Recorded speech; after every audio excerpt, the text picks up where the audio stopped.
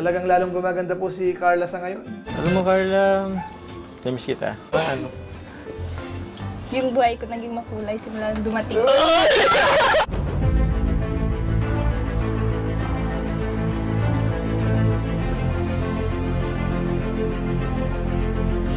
Ayun, shoutout guys. Muli, welcome to my YouTube channel. Ito po si July, ang inyong katugang, ang inyong kalingap. Na muling bumabati po sa inyo ng magandang araw, magandang gabi, saang sulok man po tayo ng mundo naroon. Sa araw na ito, meron po tayong panibagong vlog. Ito po ay patungkol kay Carla, mga katugang, mga kalingap natin. Dahil sa episode na ito, meron namang sorpresa po ang Team Kalingap. Kasama po ang mga sponsors dito po sa pamilya ni Carla. At siyempre ho, sasamahan ho natin ng konting pampakilig na kung saan hinahanap din po yung ilang mga viewers. Dahil dito po parang naguluhan ho tayo. May mga pagkakataon po dito na para bang good shot si Jomar kay Carla at meron naman pong pagkakataon na parang hindi siya good shot, mga kalingap. So i-highlight po natin yan maya-maya ng konti.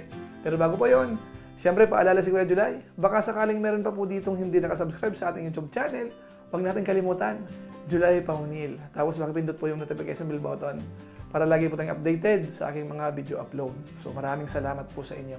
Tapos yung ating Facebook page po, kung okay lang sa inyo, pwede rin po natin i-follow, sundan po natin, tapos panoorin at i-like po natin yung mga upload din po natin doon. So maraming salamat po sa inyo.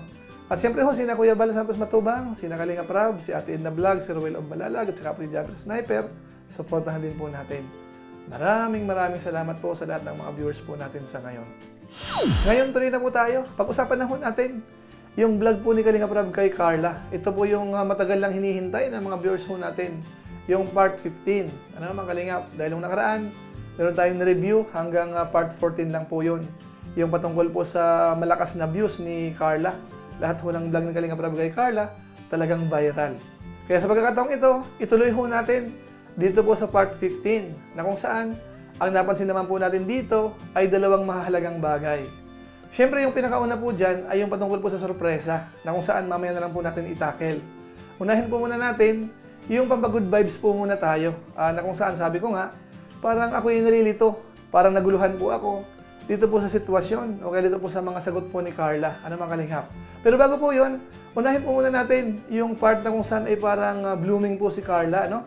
Napansin din po yan ni Kalinga Prab. Ito, panoorin po natin. Nakilati ako. Ang ganda talaga ni Carla, no? Grabe, ang ganda mo ngayon, Carla. Blooming ka.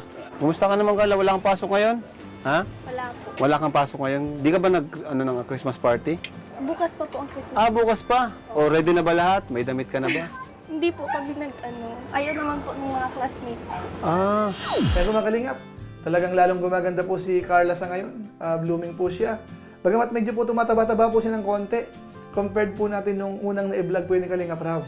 Pero nakita natin, talagang maganda po talaga yung itsura po ni Carla, ng mga kalingap.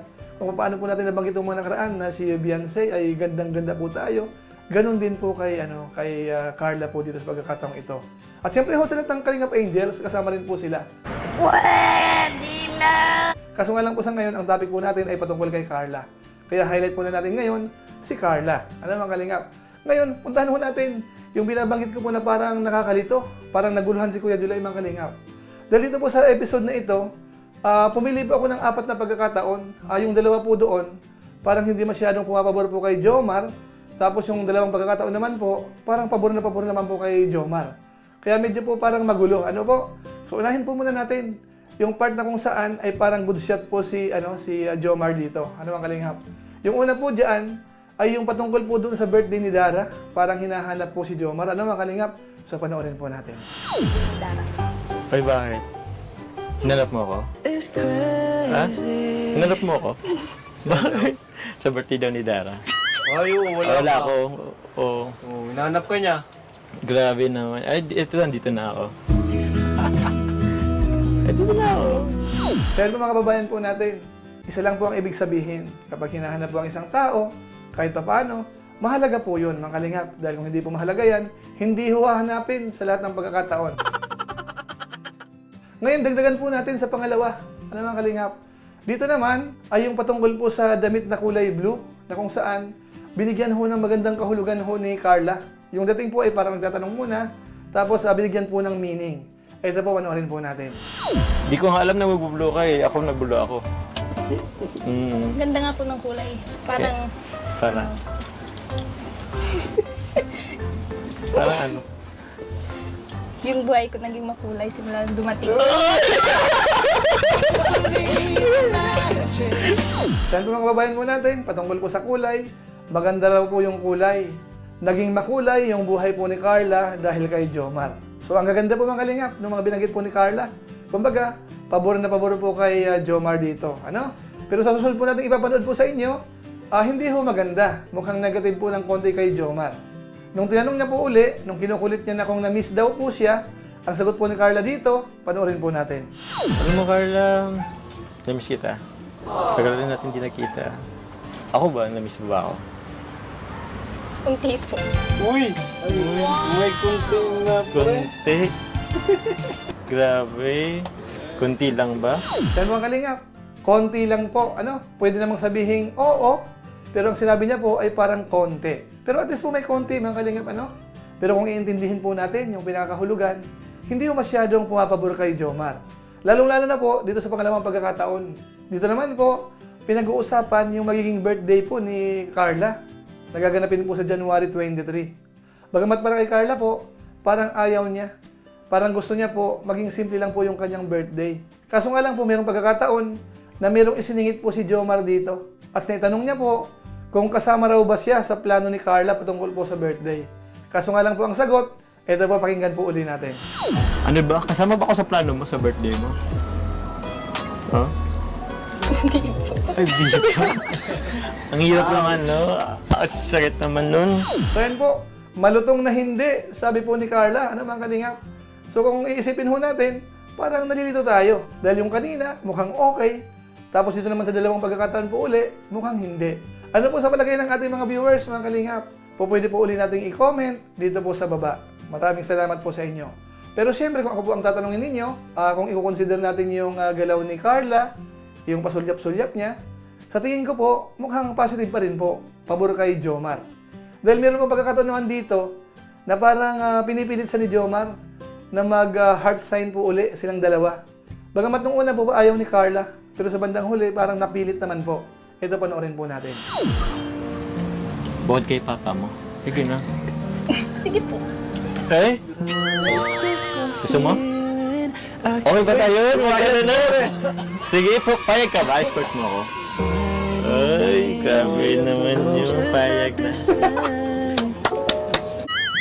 Ako na lang yung first dance mo. Sige po. Sige. Yes. First dance. Sige, sige. So, thank you. Sa January 23 yun, di ba? Oh, Next year na. Ano, excited ka na? kinakabahan po. Kinakabahan? Ako rin naman kinakabahan kasi parang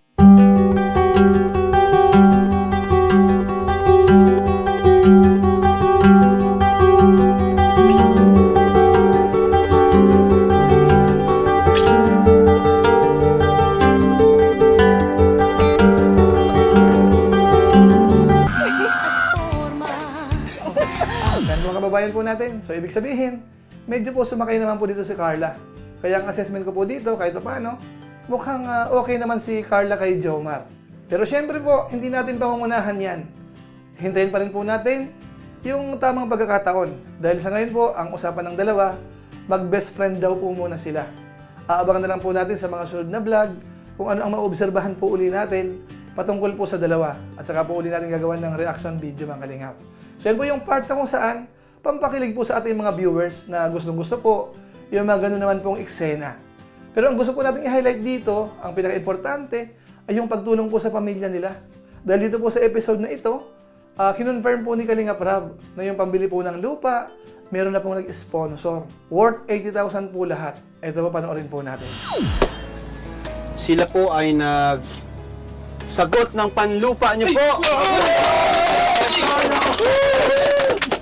So, may lupa. May pambili po tayong lupa nila Carla at nila tatay. Ayan. Grabe. Yan. Nakakahalagang 80,000 pesos. Grabe. Ayan. 50,000 from Ma'am Jenny. And yung 30,000 from Tita C, Tita R, Ate Dubai. Thank you. Yan mga kalingap, sigurado na po yung pambili ng lupa. Meron po silang 80,000 na budget. Mula po doon sa 4 na sponsors, ano? Yung isa po, 50,000, mula po kay Ma'am Jenny. Tapos yung 30,000 naman po, mula kay Tita C of USA, tapos kay Tita R, at saka po kay Ate Dubai, mga kalingap. So, 4 po sila, na kung ito-total po natin, 80,000. So, kung masasabi lang po natin, maraming salamat po sa sponsors dahil sa inyo pong malasakit dito po sa pamilya ni Carla. Bagamat siyempre po, hindi natin alam kung ang lupa po ay magkano, kung 50,000 po yan or 80,000. Pero at least, meron na po silang pondo, meron ng budget worth 80,000. Kaya malaking tulong po yun. Ano mga kalingap? Yung ginagawa po ng mga charity vloggers, kamukha po ng ginagawa ni na Kalingap Rab, ni na Kuya Bal sa Matubang, at saka po ng iba pang mga charity vloggers sa Pilipinas, malaking tulong po kayo sa mga nangangailangan. Mga kababayan po nating mahirap, na wala pang bahay, kamukha po ni na Carla. So maraming salamat po sa inyo. So siguro po pansamantala, yan lang po muna ang ating episode po sa ngayon, patungkol po dito sa kwento ng buhay ni Carla. Pero gaya po ng dati, hindi po natin nakakalimutan, yung ating mga kasamahan sa COOS, maraming salamat po sa inyo.